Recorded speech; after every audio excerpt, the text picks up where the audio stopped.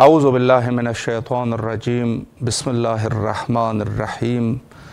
درود و سلام ہے آن حضرت صلی اللہ علیہ وآلہ پر اور آپ کے آل پاک علیہم السلام پر۔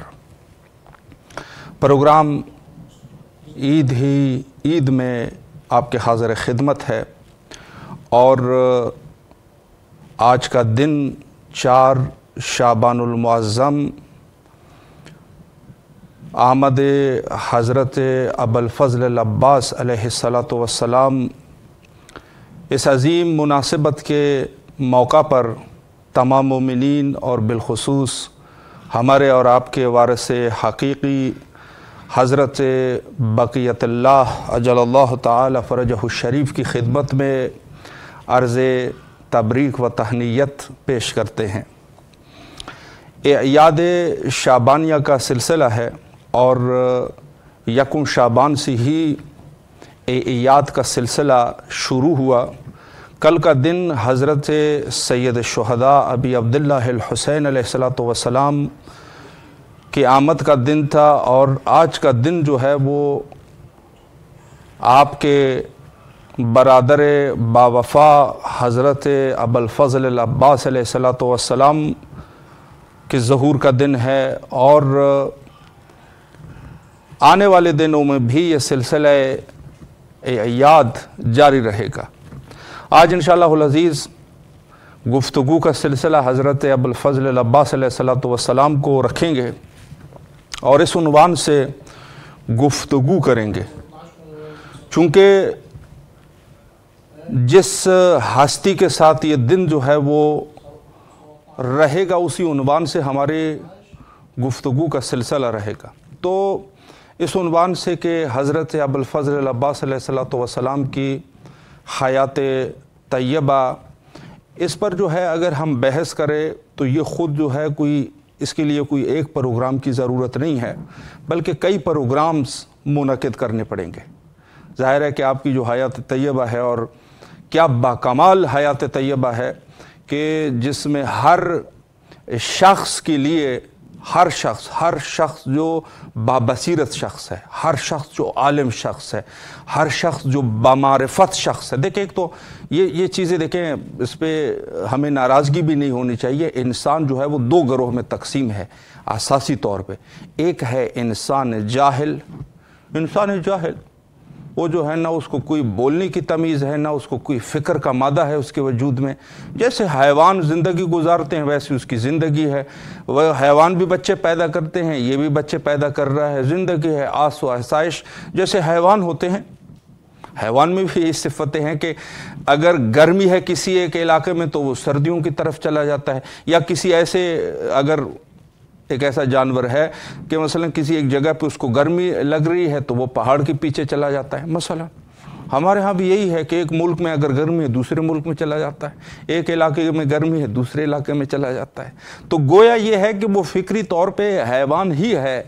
یہ ہے کہ آسائش میں کپڑے پہننے والا حیوان ہے، جا رہا ہے یہاں سے وہاں اور وہاں سے یہاں، یہ زندگی ہے اس کی، جیسے آسائش اور آرام اور رفاہ کے چکر میں اپنی زندگی کو بسر کر رہا ہے۔ اور نہیں، ایک انسان اس سے ہٹ کر ہے جو اہل بصیرت ہے، جو اہل فکر ہے، جو اہل تدبر ہے، جو اہل تفکر ہے۔ حضرت باب الحوائج ابوالفضل العباس علیہ السلام کی زندگی اور آپ کی حیات طیبہ، یہ جو دوسرے مزاج لوگ ہیں نا، جو حقیقتاً انسان ہے، ان انسانوں کے لیے آپ کی زندگی ایک سرمشق اور نمونہ ہے۔ آپ کی زندگی سے جو ہے بہت ساری چیزیں جو ہے وہ سیکھ سکتا ہے، اس کے لیے آسانی ہے۔ بہت سارے علماء نے یہ کہہ دیا کہ حتیٰ حضرت باب الحوائج ابوالفضل العباس علیہ السلام کی، جہاں پر میں یہ عرض کروں کہ جب کوئی بڑا گھر میں موجود ہوتا ہے، چھوٹی کی لوگ جو ہے وہ اتنا نہیں پوچھتے، اسی بڑی کی تاریخ کو رقم کرتے جاتے ہیں، بات بھی اسے بڑی کی ہوتی ہے۔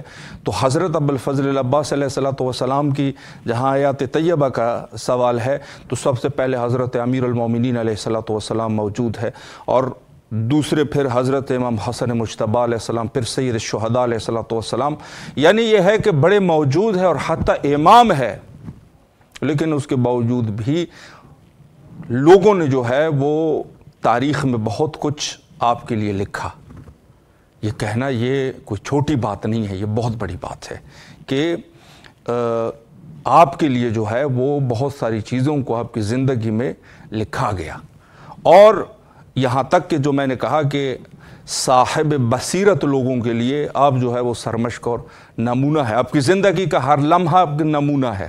اور بالخصوص دو جگہوں پر جو آپ کو پاک و ہند میں بھی اور دوسری جگہوں میں بھی آپ کے لیے لفظ وفادار کا استعمال کیا جاتا ہے۔ وفا کی بات آ جائے نا، شعراء حضرات نے بڑے شعر کہے ہیں، فارسی زبان میں بھی کہے ہیں اور اردو زبان میں بھی کہے ہیں کہ آپ جو ہے وہ وفا کا پیکر ہے، پیکر وفا جس کو کہتے ہیں۔ قرآن مجید کی یہ آیت جو ہے نا، قل ان کنتم تحبون اللہ فاتبعونی، کہ اگر آپ جو ہے وہ خدا کو چاہتے ہو، خدا سے محبت کرتے ہو تو فاتبعونی، ہماری اتباع کرو۔ اتباع اور پیروی کرنا یہ ظاہر سی بات ہے کہ معصوم کی پیروی ہوتی ہے، غیر معصوم کی کیا پیروی ہوگی جو خود خطا کا خطرہ اس سے سرزد ہو سکتا ہے۔ تو اگر آپ کی زندگی میں دیکھا جائے تو حضرت امیر المومنین علیہ الصلوۃ والسلام آپ جیسا کوئی با وفا نہیں، امام حسن مجتبیٰ علیہ السلام کی زندگی میں آپ جیسا کوئی با وفا نہیں۔ لیکن جہاں پر تاریخ نے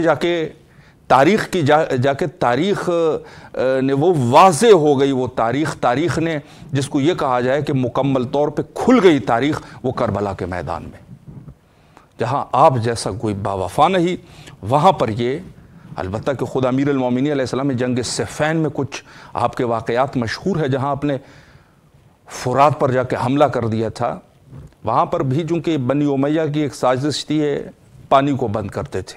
معاویہ نے جو کام کیا تھا وہ پھر جا کے یزید نے بھی کر دیا، یعنی یہ لشکر یزید جو کربلا میں اور اس زمانے میں جو ہے وہ معاویہ ابن ابی سفیان، دونوں جگہ پر ٹھاکرا جو ہے بنی امیہ کا حضرت ابو الفضل العباس علیہ السلام سے پڑا ہے۔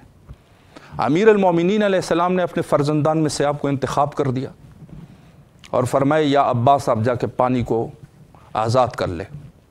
معاویہ کے لشکر کی صفوں کو چیرتا ہوا حضرت باب الہوائے جاگے گئے ہیں اور پانی کو آزاد کر دیا۔ آپ کے القابات میں سے ساقی یا اہل البیت کا ساقی اہل البیت، پاک و ہند میں ساقی سکینہ بھی کہتے ہیں۔ سقا کا لفظ جو ہے سقا، عربی زبان میں ہر اس شخص کو جو پانی پلاتا ہے نا اس کو سقا کہتے ہیں۔ آپ کے القابات میں سے لقب سقا جو ہے یہ صفین کے میدان میں، جہاں معاویہ ابن ابی سفیان کے لشکر کے صفوں کو چیرتے ہوئے حضرت امیر المومنین علیہ السلام ثانی حیدر چیرتا ہوا وہاں پانی تک پہنچا۔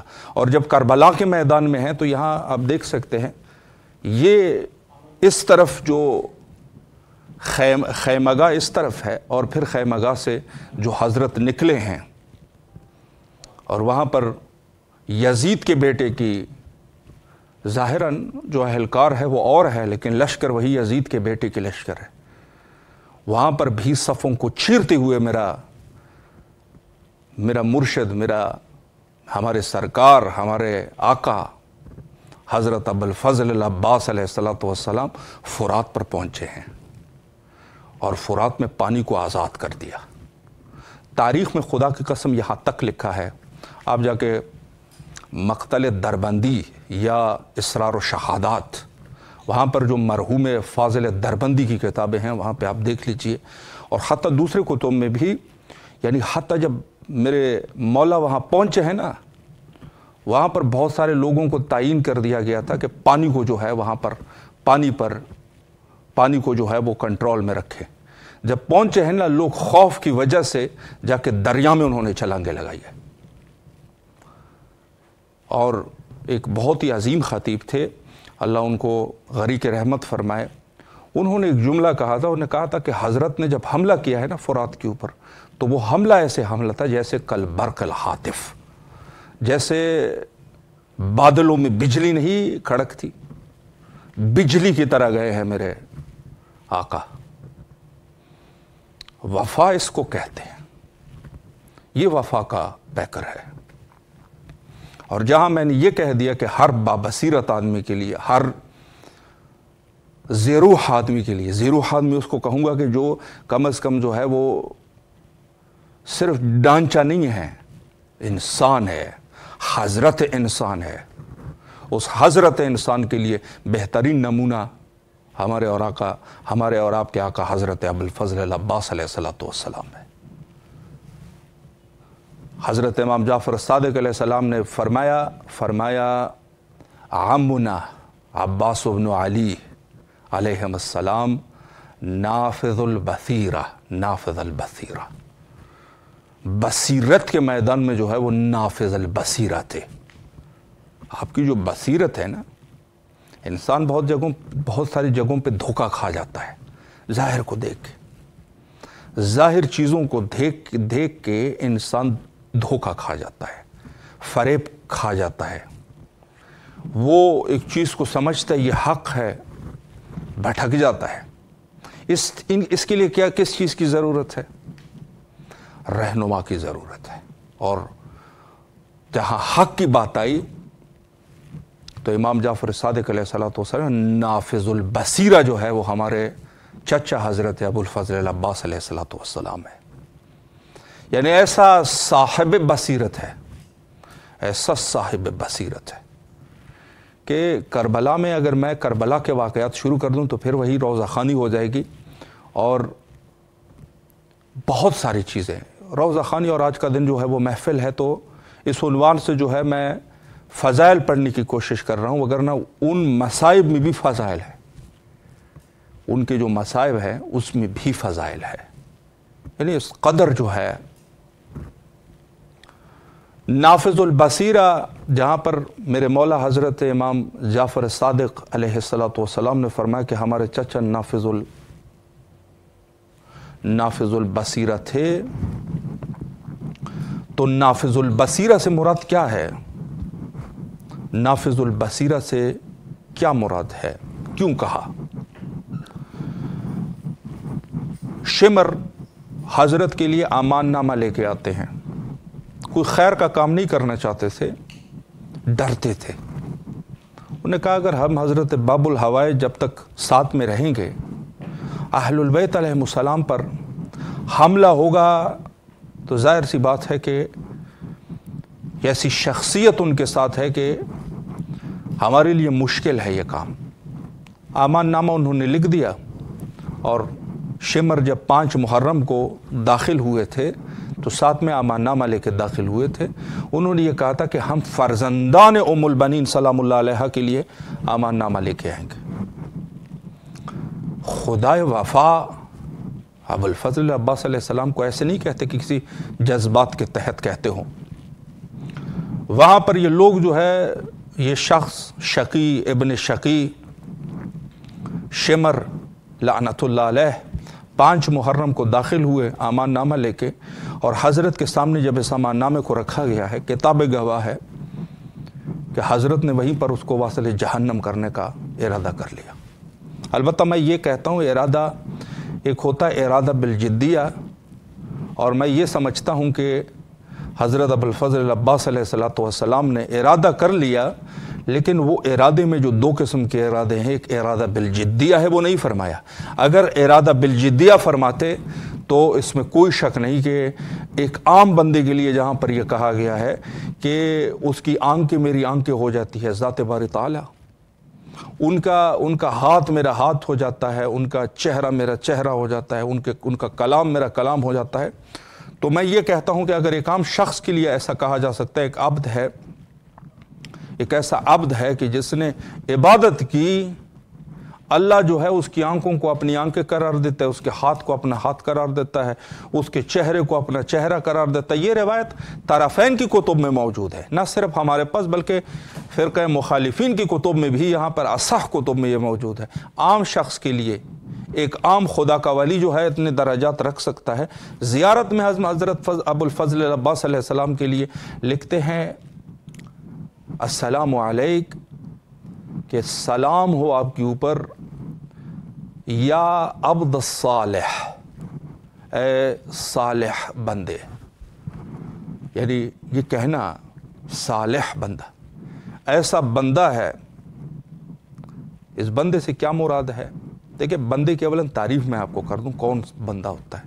میں نے آیت قرآن بھی آپ کی خدمت میں تلاوت کر چکا ہوں کہ فرمایا کہ فتبعونی، اگر کوئی خدا کو چاہتا ہے تو میرے اتباع کرے۔ اصل بندہ اسی کو کہتے ہیں کہ جو حجت خدا کے سامنے تسلیم ہو جائے، اس کو کہتے ہیں بندہ۔ یہ جو منافقت ہے آپ لوگ دیکھتے ہیں نا، مساجد میں کھڑے ہو جاتے ہیں، ریلوے اسٹیشن پہ کھڑے ہو جاتے ہیں، یہاں کھڑے ہو جاتے ہیں، وہاں کھڑے ہو جاتے ہیں، یہ اس کا کوئی بھی تعلق نہیں ہے بندگی سے۔ حجت خدا کے سامنے تو یہ شخص جو ہے وہ کھڑا نہیں ہو سکتا۔ حجت خدا کے سامنے، یہ حجت خدا کے فرمایا کہ یہ مشہور ہے، میں کیا عرض کروں کہ جس نے حجت خدا کوئی معرفت حاصل نہیں کی، اس کی موت جہالت کی موت ہے۔ تو جو عبد صالح ہے، بلکہ میں یہ عبد صالح اس عنوان سے کہ جتنے بھی اللہ کے بندے ہیں نا، ان کا نمونہ و سرچشمہ حضرت باب الحوائج ابو الفضل العباس علیہ السلام ہے۔ ہر شخص جو بھی عبد صالح ہے، اس کا نمونہ حضرت مولا غازی عباس علیہ السلام ہے۔ تو اس عنوان سے کہ ارادہ بالجدیہ نہیں تھا، اگر ارادہ بالجدیہ ہوتا تو شمر کی کوئی جرت ہی نہیں تھی، ارادہ خدا کا ارادہ ہو جاتا۔ یعنی اگر سب کچھ خدا کا ہے تو پھر ارادہ بھی خدا کا ارادہ ہوتا ہے۔ عام بندے کے لیے کہا گیا ہے، حضرت ابو الفضل العباس علیہ السلام وصیت حضرت امیر المومنین علیہ السلام میں یہ اشارہ ملتا تھا کہ آپ نے میری نیابت کرنی ہے۔ جس طریقے سے رسول اللہ کی ہر جگہ پر ناصر و مددگار حضرت امیر المومنین علیہ السلام، حجت دوران حضرت رسالت مآب صلی اللہ علیہ وآلہ کے مددگار جو امیر المومنین ہے، جہاں پر آیت قرآن فرمایا وَمِن لَدُنْکَ سُلطان نصیرا، مجھے سلطان نصیر عطا کر دے، اسی طریقے سے وصیت حضرت امیر المومنین میں یہ چیز موجود تھی۔ فرمایا کہ یا عباس، اے عباس، اے میرے بیٹے، آپ نے میری طرح جو ہے وہ میری نیابت کرنی ہے۔ بڑا اشارہ تھا، اور ایسی دفاع کی ہے نا حجت خدا کی کہ خدا کی قسم، بس میں اگر کہوں تو کچھ نمونے ہیں جہاں پر حجت خدا کے لوگوں نے دفاع کی ہے۔ ہمارے لیے بہت کچھ ہے۔ آج ہمارے وقت کے امام حضرت بقیت اللہ جل اللہ تعالی فرجہ الشریف، کیا ہے ہماری ذمہ داری؟ کہاں سے ہم سیکھیں گے؟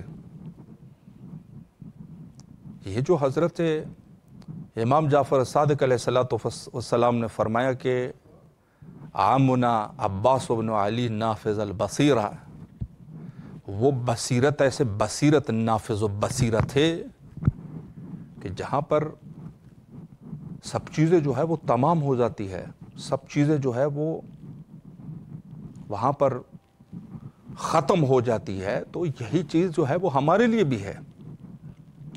میں آج وقت اتنا زیادہ ہمارے پاس نہیں ہے، اصل میں کچھ ہندوستان سے آئے ہوئے ایک شاعر کو ہم دعوت کر چکے تھے، ساتھ میں اور مہمان بھی تھے، کسی مشکل کے تحت وہ پہنچ نہیں سکے، وگرنہ جس طریقے سے گزشتہ 2 دنوں میں ہم نے یہ پروگرام برگزار کیا تھا اور تاثرات جو ہے وہ ہم نے لیے تھے، تو اسی طریقے سے آج بھی یہ کرتے، لیکن پہنچ نہیں سکے۔ بہرحال اس عنوان سے جو ہے میں عرض کر رہا ہوں کہ خود حضرت ابو الفضل العباس علیہ السلام